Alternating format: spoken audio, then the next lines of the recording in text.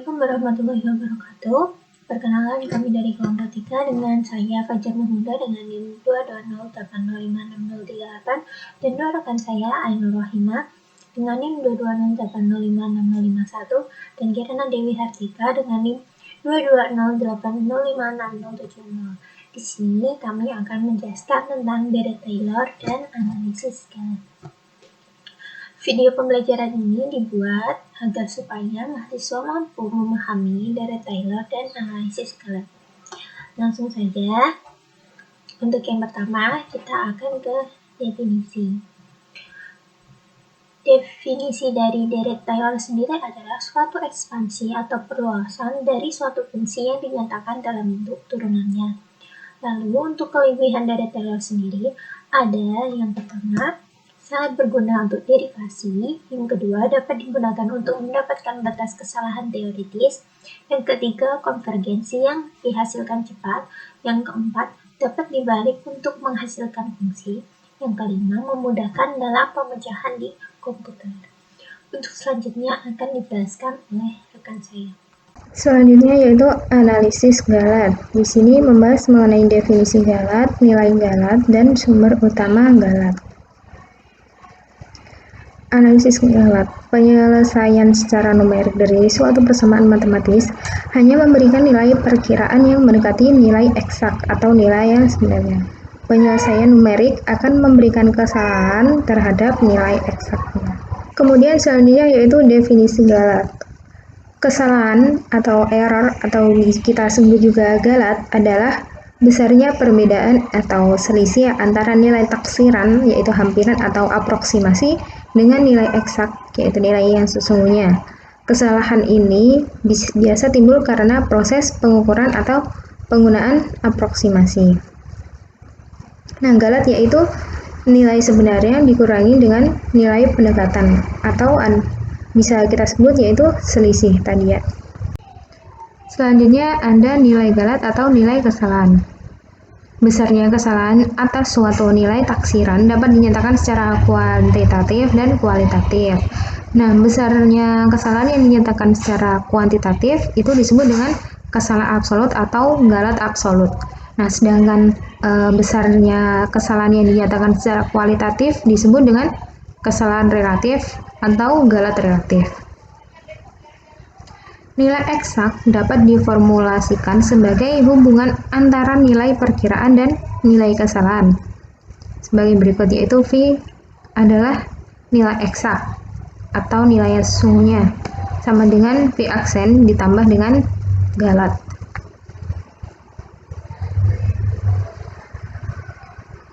Pertama yaitu galat atau kesalahan absolut. Kesalahan absolut menunjukkan besarnya perbedaan antara nilai eksak dengan nilai perkiraan. Nah, besarnya perbedaan itu bisa kita sebut dengan selisih. Kan selisih kalau kita kenal pasti selisih itu nggak ada yang negatif, pasti positif. Jadi ini ada mutlaknya, yaitu galat absolut sama dengan nilai eksak dikurangi nilai eksak aksen, yaitu V min V aksen di mutlak. Kesalahan absolut tidak menunjukkan besarnya tingkat kesalahan, tetapi hanya sekedar menunjukkan selisih perbedaan antara nilai eksak dengan nilai perkiraan.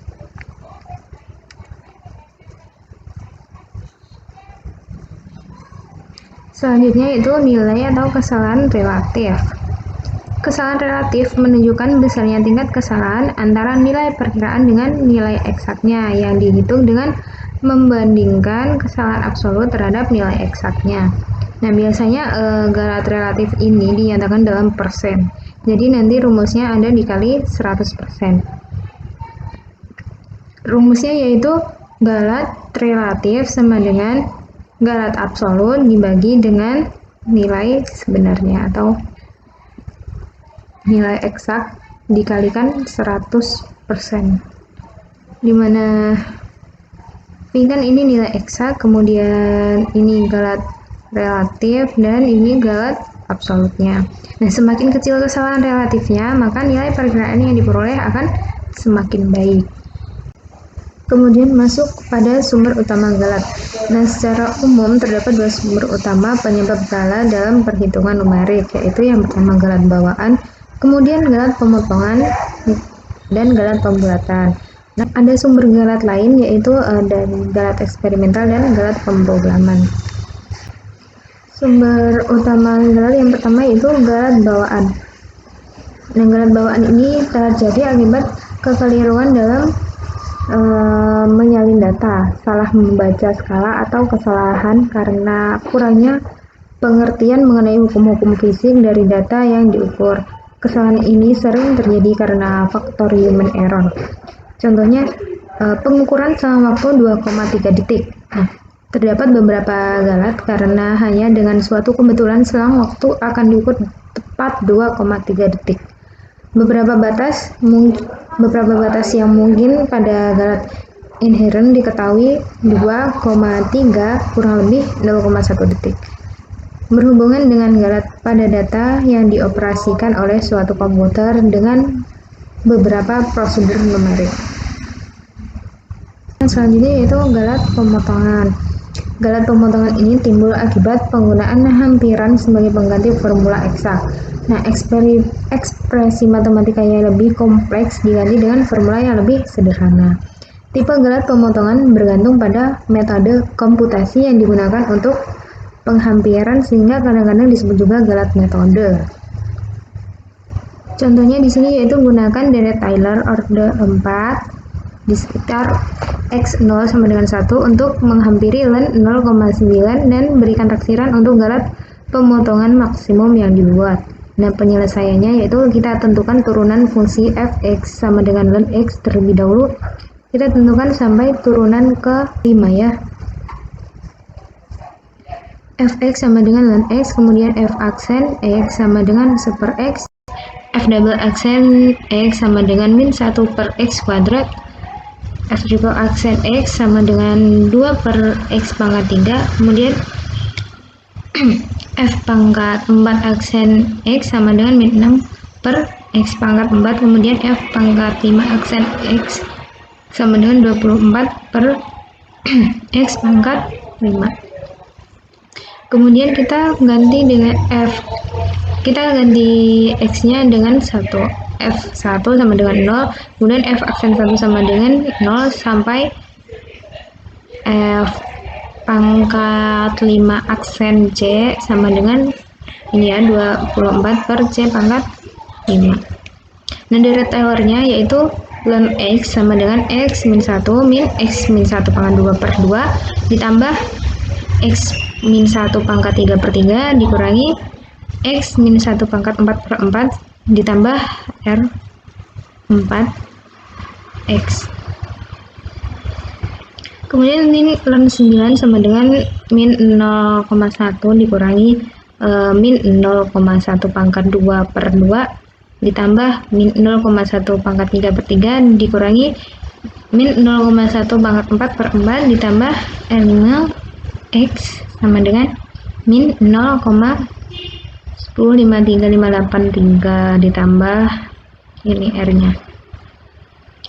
Nah, kemudian R5 0,9 yaitu keluaran dari maksimum 24 per C pangkat 5 dikali min 0,1 pangkat 5 per 5 24 per C pangkat 5 ini dimutlak ya, di dalam selang 0,9 kurang dari C kurang dari 1 adalah C sama dengan 0,9. Nah, dengan mendasari pada fakta bahwa suatu pecahan nilainya semakin membesar bila mana penyebut dibuat lebih kecil, sehingga R5 0,9 ini dimutlakan kurang dari max 24 per 0,9 pangkat 5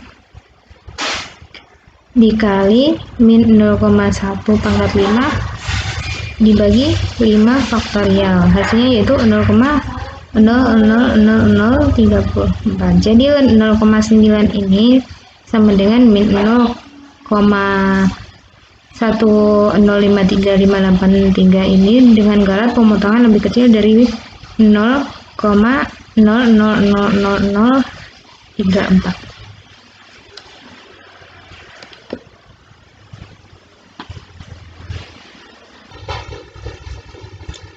Kemudian yang terakhir yaitu sumber utama galat, itu galat pembulatan. Perhitungan dengan metode numerik hampir selalu menggunakan bilangan nyata atau bilangan real. Dengan aplikasi komputer, semua bilangan real tidak dapat disajikan secara tepat. Keterbatasan komputer dalam menyajikan bilangan real menghasilkan galat yang disebut galat pembulatan. Jadi perhitungan dengan metode numerik hampir selalu menggunakan bilangan real kan. Kemudian masalah timbul saat komputasi numerik dikerjakan oleh mesin. Dalam hal ini kita bisa sebut dengan komputer, karena semua bilangan real tidak dapat disajikan secara tepat di dalam komputer. Nah, keterbatasan komputer dalam menyajikan bilangan real menghasilkan galat yang disebut galat pembulatan ini. Nah, contohnya 1/6 sama dengan 0,16666. Kemudian misalkan sebuah komputer hanya dapat mempresentasikan bilangan real dalam 6 digit angka, berarti maka representasi bilangan 1/6 sama dengan 0,166666666 itu ya. Dan di dalam komputer 6 digit tersebut adalah 0,1666666, yaitu di belakang koma hanya terdapat 6 angka. Jadi yang terakhir ini dibuatkan ke 7. Jadi galat pembulatannya yaitu 1/6 dikurangi 0,1666667, yaitu sama dengan min 0,00003333. Contoh dalam sistem biner biasanya 1/10 sama dengan 0,0011001100 dan seterusnya ini ya. Nah, direpresentasikan di dalam komputer dalam jumlah bit yang terbatas. Kebanyakan komputer digital mempunyai dua buah cara penyajian bilangan real, yaitu bilangan titik tetap dan bilangan titik kambang. Dalam format bilangan titik tetap, setiap bilangan disajikan dengan jumlah tempat desimal yang tetap. Misalnya 62,358, 0,013 dan seterusnya. Sedangkan dalam format bilangan titik kambang, setiap bilangan disajikan dengan jumlah digit berarti yang sudah tetap. Misalnya 0,6238 kali 10 pangkat 3 bisa ditulis dengan 0,6238 ditambah 0 pangkat ditambah 03 gitu. Yang diketahui fungsi f(x) sama dengan eksponen pangkat x. Kemudian kita disuruh untuk menentukan deret Taylor dari f(x) tersebut yang berada di sekitar x sama dengan 0 hingga orde kelima. Kemudian yang kedua, kita disuruh untuk menentukan perkiraan nilai E pangkat 0,5 menggunakan deret Taylor hingga orde kelima. Kemudian yang ketiga, kita disuruh untuk membandingkan hasil perkiraan dengan nilai eksak E pangkat 0,5. Dan yang terakhir, menghitung galat absolut dan galat relatif. Seperti yang sudah kita pelajari pada teori sebelumnya yang telah disampaikan oleh teman saya, yaitu definisi deret Taylor dan galat, serta macam-macamnya ada galat absolut, galat relatif, galat pemotongan, dan lain-lain. Nah, sekarang kita akan mengaplikasikan dalam soal ini. Jadi yang pertama, untuk menghitung menggunakan deret Taylor, kita akan menurunkan fungsi f(x) karena perintahnya orde sampai orde kelima, berarti kita akan menurunkannya sampai orde ke-6. Sehingga turunan 1 sampai 5 itu sempurna. Nah, f(x) sama dengan ex, maka turunan pertama dari fungsi x adalah tetap, karena turunan dari eksponen pangkat x adalah dirinya sendiri. Begitupun turunan kedua, ketiga, keempat, dan kelima. Dia akan tetap berada pada dirinya sendiri, yaitu E pangkat X. Kemudian, karena di sini diketahui X itu sama dengan 0, maka kita akan mensubstitusikan X-nya adalah 0. Berarti F0 sama dengan E pangkat 0. Semua bilangan yang dipangkatkan dengan 0 adalah 1. Maka dari itu, F0 sama dengan 1, begitupun F turunan pertama, turunan kedua, ketiga, 4, dan 5. Itu sama dengan 1. Kemudian setelah kita mencari turunan, kita akan menentukan deret Taylor yang sebelumnya sudah di-spill oleh teman saya bahwasanya rumus dari deret Taylor adalah Fx sama dengan Fx0 plus X min X0 per 1 faktorial dikalikan turunan pertama dari fungsi X, kemudian ditambah X min X0 dipangkatkan 2 per 2 faktorial dikalikan dengan turunan fungsi X yang kedua, dan seterusnya. Rumus ini berjalan sesuai dengan turunan fungsi tersebut sampai dengan turunan kelima. Nah, dari sini diperoleh bahwa F0 karena X0 itu tadi sama dengan 0, berarti ditulis F0 plus X min 0 per 1 kali 1 plus X min 0 pangkat 2 per 2 kali 1. Pokoknya X0 itu diganti atau disubstitusikan menjadi 0. Nah, kemudian diperoleh fungsi Fx sama dengan 1 plus X plus setengah X kuadrat plus 1 per 6 X pangkat 3 plus 1 per 24 X pangkat 4 plus 1 per 120 X pangkat 5. Nah, setelah kita mencari deret Taylor dengan rumus tersebut, maka ketemu fungsi X sesuai dengan deret Taylor tersebut. Dengan hal itu, kita bisa mencari nilai eksponen pangkat 0,5 dengan menggunakan fungsi X pada deret Taylor. F 0,5 sama dengan yang tadinya deret Taylor 1 plus X plus setengah X kuadrat plus 1 per 6 X pangkat 3 bla bla bla, maka di sini akan X-nya akan kita substitusikan ke 0,5 menjadi 1 plus 0,5 plus setengah kali 0,5 pangkat 2 plus 1 per 6 kali 0,5 pangkat 3 plus 1 per 24 kali 0,5 pangkat 4 plus 1 per 120 0,5 pangkat 5. Nah, kemudian kita jumlahkan seperti biasanya, akan didapatkan hasil 1,64866. Selanjutnya, yang ketiga kita mencari perbandingan hasil perkiraan dengan nilai eksak.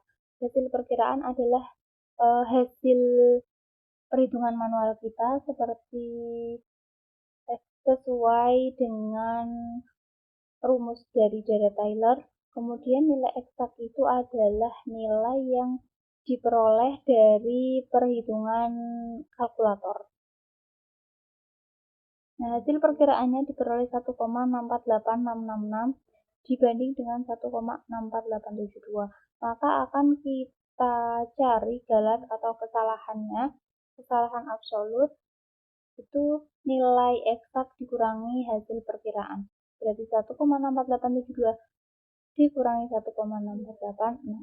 Hasilnya 0,000006. Nah, kalau galat relatif itu galat absolut dengan nilai eksak dikalikan 100%. Hasilnya 0,00369. Seperti itu.